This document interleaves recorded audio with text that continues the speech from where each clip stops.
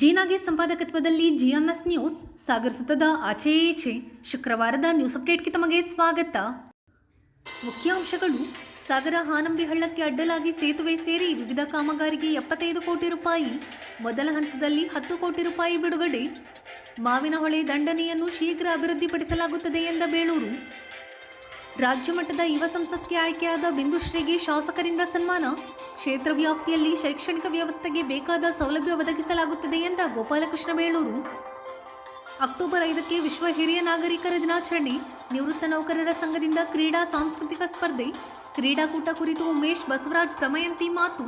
ಈಗ ಸುದ್ದಿಯ ವಿವರ.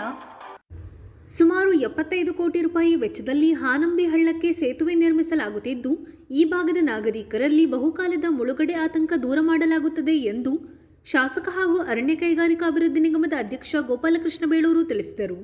ಸಾಗರ ಪಟ್ಟಣದ ನೆಹರು ನಗರದ ಹಾನಂಬಿ ಹಳ್ಳಕ್ಕೆ ನೂತನ ಸೇತುವೆ ಕಾಮಗಾರಿ ಸ್ಥಳ ಪರಿಶೀಲನೆ ನಡೆಸಿ ಮಾತನಾಡಿದ ಅವರು, ಮೊದಲ ಹಂತದಲ್ಲಿ 10 ಕೋಟಿ ರೂಪಾಯಿ ಮಂಜೂರಾಗಿದೆ ಎಂದರು. ಈ ಸಂದರ್ಭದಲ್ಲಿ ಗಣಪತಿ ಮಂಡಗಳಲ್ಲಿ ಕಲಸೆ ಚಂದ್ರಪ್ಪ, ಸುರೇಶ್ ಬಾಬು, ನಿತ್ಯಾನಂದ ಶೆಟ್ಟಿ, ಆರ್ಥರ್ ಗೋಮ್ಸ್, ಕಬೀರ್, ಯಶವಂತ್ ಪಣಿ, ಟಿಪಿ ರಮೇಶ್ ಇನ್ನಿತರರು ಹಾಜರಿದ್ದರು. ಈ ಭಾಗದ ಜನರು ಸರ್ ನಮಗೆ ತಡೆಗೋಡೆ ಕೊಡ್ತಾ ಹೋದರೆ ನಮ್ಮ ಇದಷ್ಟು ಹೋಗ್ಬಿಡುತ್ತೆ, ನಮಗೆ ತೊಂದರೆ ಆಗುತ್ತೆ ಅಂತ ಹೇಳಿ ಮನವಿ ಮಾಡಿದ್ರು. ಒಂದು ಅನಂತರ ನನಗನ್ನಿಸ್ತದೆ ಇದು ಒಂದೇ ಅಲ್ಲ, ಇದು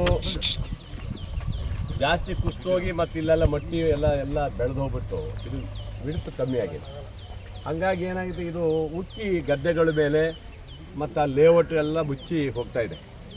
ಲೇಔಟ್ಗಳ ಹಿಂದೊಂದು ಸರಿ ನೋಡಿದ್ದೀನಿ, ಯಾವುದೋ ಒಂದು ಲೇಔಟ್ ಎಲ್ಲ ಮುಚ್ಚಿ, ವಶೀರ ಲೇಔಟ್ ಎಲ್ಲ ಮುಚ್ಚಿ ಮನೆ ಒಳಗೆಲ್ಲ ನೀರು ಹೋಗಿದ್ದೆಲ್ಲ ನಾವು ನೋಡಿದ್ದೀವಿ.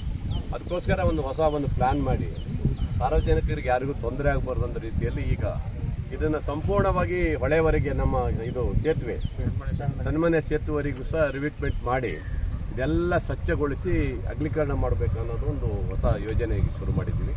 ಈಗಾಗಲೇ 10 ಕೋಟಿ ರೂಪಾಯಿ ಈಗಾಗಲೇ ಬಿಡುಗಡೆ ಮಾಡಿಸಿದ್ದೇನೆ. ಈಗ ಸುಮಾರು 75 ಕೋಟಿ ರೂಪಾಯಿ ಇದಕ್ಕೆ ಬೇಕು, ಹತ್ತತ್ರ ಬೇಕಾಗಿದೆ. 75 ಕ್ರೋರ್ ಬೇಕು ಇವತ್ತು ಹತ್ತತ್ರ. ಇದು ಆನ್ಗೋಯಿಂಗ್ ವರ್ಕ್ ಮಾಡೋದ್ರಿಂದ ಇದಕ್ಕೆ ನಮಗೆ ಸರ್ಕಾರದಲ್ಲಿ ಕೊಡ್ತೀನಿ ಅಂತ ಸಾಮಾನ್ಯ ಉಪಮುಖ್ಯಮಂತ್ರಿಗಳು ಹೇಳಿದ್ದಾರೆ. ಹಾಗಾಗಿ ನಾವು ನಮ್ಮ ಕೆರೆ ತಗ್ಸ್ಬೇಕಂತ ಇತ್ತು, ಯಾವುದೋ ನಮ್ಮದು ನೀರು ಕೊಡ್ತಾ ಇದ್ದೀವಲ್ಲ ಅಂತ ಬಸವನಹೊಳೆಗೆ ಹೊಳೆಗೆ, ಅದನ್ನು ನಾವು ಪೂರ್ತಿ ರೆಡಿ ಮಾಡಿ ಅಲ್ಲೇನಾದ್ರು ಒಂದು ಮಾಡಬೇಕು ಅಂತ ನಮ್ಮೊಂದು ಪ್ಲ್ಯಾನ್ ಇತ್ತು. ಬಟ್ ಬಸವನಹೊಳೆಗೆ ಕೊಡೋಕ್ಕೆ ಬರೋಲ್ಲ ದುಡ್ಡು, ಯಾಕಂದರೆ ಅದು ನಿಷ್ಕ್ರಿಯ ಆಗಿದ್ದರಿಂದ ಬಸವನಹೊಳೆ ಡ್ಯಾಮಿಗೆ ಅದು ಸರಿ ಮಾಡಬೇಕಂತ ಕೊಡಲಿಕ್ಕೆ ಬರೋಲ್ಲ. ಯಾಕಂದರೆ ಶರಾವತಿ ನದಿಯಿಂದ ನೀರು ಕೊಡೋದ್ರಿಂದ ಬಸವನಹೊಳೆಯನ್ನು ಅಭಿವೃದ್ಧಿ ಪಡಿಸೋಕ್ಕೆ ಸರ್ಕಾರ ದುಡ್ಡು ಕೊಡೋಕ್ಕಾಗಲ್ಲ ಅಂತೇಳಿ ಒಂದು ವಾಪಸ್ ಬಂದಿದ್ದರಿಂದ ಅಲ್ಲಿ ಒಂದು 30 ಕೋಟಿ ಹಾಕಬೇಕಂತ ನಾವು ತೀರ್ಮಾನ ಮಾಡಿದ್ದೀವಿ. ಅದರಿಂದ ಇದೊಂದು ಮಾಡಿ ಅದಕ್ಕೋಸ್ಕರ ಅಲ್ಲಿ ಚೇಂಜ್ ಮಾಡಿ ಈಗ ಇವರಿಗೆ ಹೆಂಗಿದ್ರು ಆದ್ಯತೆ ಇರೋದ್ರಿಂದ ಇವರಿಗೆ 10 ಕೋಟಿ ಈಗಾಗಲೇ ಬಿಡುಗಡೆ ಮಾಡಿದ್ದೀನಿ. ಸುಮಾರು 75-80 ಕೋಟಿ ರೂಪಾಯಿ ಬೇಕಾಗ್ಬೋದು.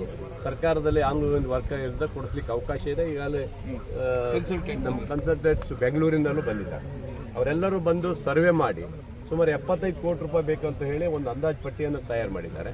ಅದಷ್ಟು ಕೊಡಬೇಕು ಅನ್ನೋದು ನಮ್ಮದು ಇದಿದೆ. ಯಾಕಂದರೆ ಭಾಳ ಜನರು ನೊಂದಿದ್ದಾರೆ. ಇಲ್ಲಿ ಭಾಳ ವರ್ಷದಿಂದ ಇಲ್ಲಿ ತಲಾಂತರದಿಂದ ಇದ್ದವರು ಪಾಪ ಸಣ್ಣ ಮನೆ ಕಟ್ಕೊಂಡಿದ್ದಾರೆ. ಅವ್ರಿಗೆ ಭಯ, ಯಾವಾಗ ನಮ್ಮ ಮನೆ ಕುಸಿದು ಹೋಗ್ಬಿಡುತ್ತೋ ಅನ್ನೋದು ಭಯ ಇದೆ. ಅದರಿಂದ ರಿವಿಟ್ಮೆಂಟ್ ಕಟ್ಬಿಟ್ಟು ಇದೆಲ್ಲವನ್ನು ಚನ್ನಬನೆ ಸೇತುವರೆಗೆ ಒಳ್ಳೆಯ ಉತ್ತಮವಾದಂಥ ಒಂದು ಚಾನಲ್ ಅಲ್ಲಿ ಥರ ಮಾಡಬೇಕು ಅನ್ನೋದು ನಮ್ಮದೆಲ್ಲ ಒಂದು ಆಸೆ ಇಟ್ಕೊಂಡಿದೆ. ಅದು ನೆರವೇರ್ತಾ ಇದೆ.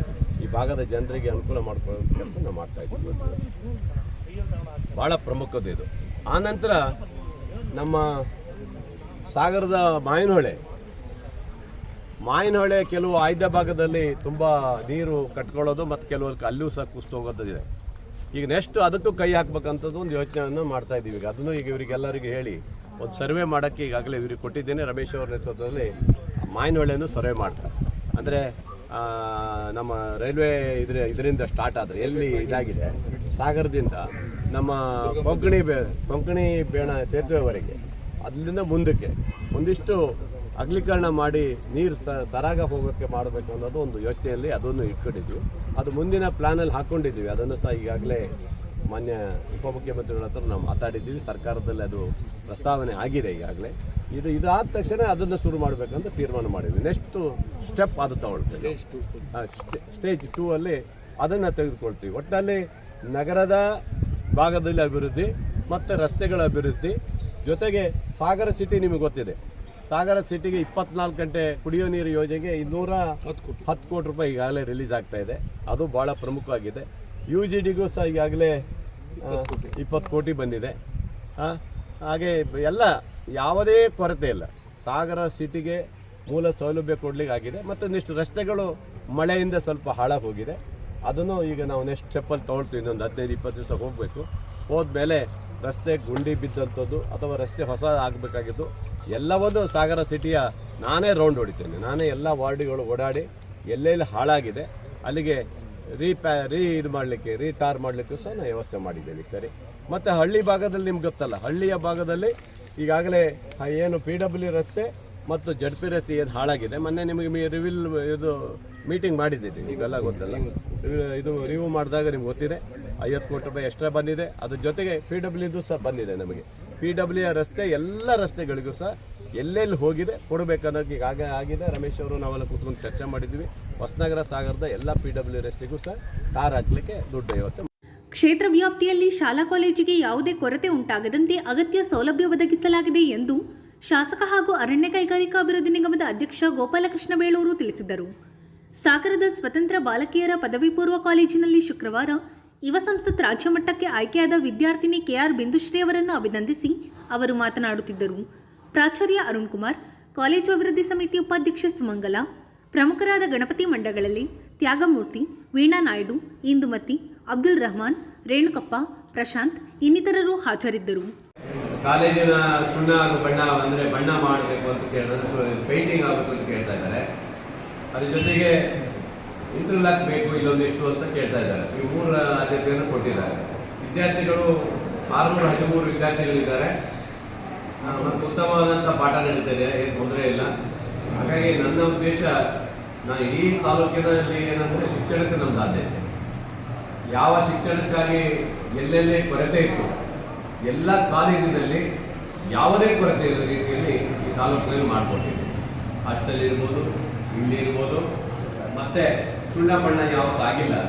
ಭಾಳ ವರ್ಷದಿಂದ 15 ವರ್ಷ ಆಯ್ತು ಸುಣ್ಣ ಗಿಡ ಯಾವುದೂ ಕಾಣಲಿಲ್ಲ. ಆ ಸುಣ್ಣ ಆಗ್ತಾ ಇರುವಂಥದ್ದು ಸಹ ಈಗಾಗಲೇ ಮಹಿಳಾ ಕಾಲೇಜಿಗೆ ಓಡಿಸಿದ್ದೀನಿ, ಇಂದಿರಾ ಗಾಂಧಿ ಕಾಲೇಜಿಗಾಗಿದೆ. ಈಗ ನಮ್ಮ ಪಕ್ಕದಲ್ಲೂ ಸಹ ಈಗಾಗಲೇ ಹೈಸ್ಕೂಲಿಗೆ, ಕಾಲೇಜಿಗೆ ಮತ್ತು ಹೈಸ್ಕೂಲಿಗೂ ಸಹ ಪೂರ್ತಿ ಪೇಂಟಿಂಗ್ ಮಾಡಲಿಕ್ಕೆ ವ್ಯವಸ್ಥೆ ಮಾಡಿದ್ದೀನಿ. ಇಲ್ಲೂ ಕೇಳ್ತಾ ಇದ್ದಾರೆ, ಇಲ್ಲೂ ವ್ಯವಸ್ಥೆ ಮಾಡಿಕೊಡ್ತೀನಿ. ಮತ್ತು ಹೊಸನಗರ ಮತ್ತು ರಿಪ್ಪಿಪೇಟೆಯಲ್ಲೂ ಸಹ ಪೇಂಟ್ ಮಾಡಿಕೊಟ್ಟಿದ್ದೀನಿ. ನಮ್ಮ ಉದ್ದೇಶ ಅಂದರೆ ಶಾಲೆ ಒಂದು ದೇವಾಲಯ, ಕಾಲೇಜ್ ಒಂದು ದೇವಾಲಯ ಆಗಿರಬೇಕು ಅನ್ನೋ ಉದ್ದೇಶ. ಅದಕ್ಕೋಸ್ಕರ ಆ ಒಂದು ಕಾಲೇಜ್ ಬರುವಂಥ ಇವತ್ತು ಮಕ್ಕಳು ಸ್ವಲ್ಪ ಪ್ರೌಢಾವಸ್ಥೆಯಲ್ಲಿರೋದ್ರಿಂದ ಒಳ್ಳೆ ಚೆನ್ನಾಗಿರಬೇಕು ಕಾಲೇಜುಗಳು ಅನ್ನೋದು ನಮ್ಮ ಉದ್ದೇಶ. ಹಾಗಾಗಿ ಯಾವುದೇ ಕೊರತೆ ಇರೋ ರೀತಿಯಲ್ಲಿ ನೋಡಬೇಕಂತ ನೋಡಿದ್ದೀನಿ.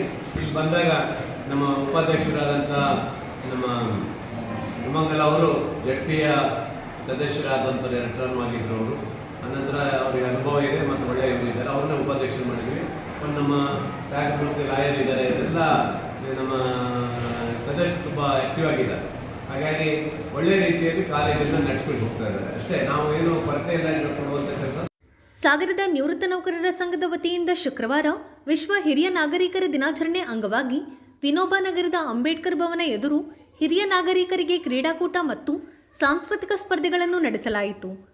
ಸಂಘದ ಹಿರಿಯ ಸದಸ್ಯರಾದ ನರಹರಿ ಬಕೆಟ್ಗೆ ಬಾಲ್ ಎಸೆಯುವ ಮೂಲಕ ಚಾಲನೆ ನೀಡಿದರು. ಈ ಸಂದರ್ಭದಲ್ಲಿ ಸಂಘದ ಅಧ್ಯಕ್ಷ ಉಮೇಶ್ ಹಿರೇನೆಲ್ಲೂರು, ಗೌರವಾಧ್ಯಕ್ಷ ಎಸ್ ಬಸವರಾಜ್, ಸದಸ್ಯೆ ದಮಯಂತಿ ಮಾತನಾಡಿದರು. ಈ ಸಂದರ್ಭದಲ್ಲಿ ಸೋಮರಾಜ್, ಸತ್ಯನಾರಾಯಣ್, ಪರಶುರಾಮಪ್ಪ, ರಾಮಪ್ಪ, ಗಣಪತಪ್ಪ, ಸುಬ್ರಹ್ಮಣ್ಯ ಭಟ್, ದತ್ತಾತ್ರೇಯ, ಚಂದ್ರಶೇಖರ್ ಶಿರವಂತೆ, ಡಾಕ್ಟರ್ ವೆಂಕಟೇಶ್ ಜೋಯ್ಸ್ ಇನ್ನಿತರರು ಹಾಜರಿದ್ದರು. ನಿವೃತ್ತ ನೌಕರ ಸಂಘ ಕಳೆದ 12 ವರ್ಷಗಳಿಂದ ವಿಶ್ವ ಹಿರಿಯ ನಾಗರಿಕರ ದಿನಾಚರಣೆಯನ್ನು ಆಚರಿಸಿಕೊಂಡು ಬರ್ತಾ ಇದ್ದೇವೆ. ಈ ಕಾರ್ಯಕ್ರಮದಲ್ಲಿ 60 ವರ್ಷದ ಮೇಲ್ಪಟ್ಟ ಎಲ್ಲ ಹಿರಿಯ ನಾಗರಿಕರಿಗೆ, ಬರೀ ಕೇವಲ ನಿವೃತ್ತ ನೌಕರರಿಗೆ ಮಾತ್ರ ಅಲ್ಲ, ಊರಿನ ಎಲ್ಲ ಹಿರಿಯ ನಾಗರಿಕರಿಗೂ ಕ್ರೀಡಾ ಸ್ಪರ್ಧೆ, ಸಾಂಸ್ಕೃತಿಕ ಸ್ಪರ್ಧೆಗಳನ್ನು ನಡೆಸ್ತಾ ಇದ್ದೀವಿ. ವೇದಿಕೆ ಕಾರ್ಯಕ್ರಮದಲ್ಲಿ ಎಲ್ಲರಿಗೂ ಬಹುಮಾನ ವಿತರಣೆಯನ್ನು ಮಾಡ್ತಾ ಇದ್ದೀವಿ.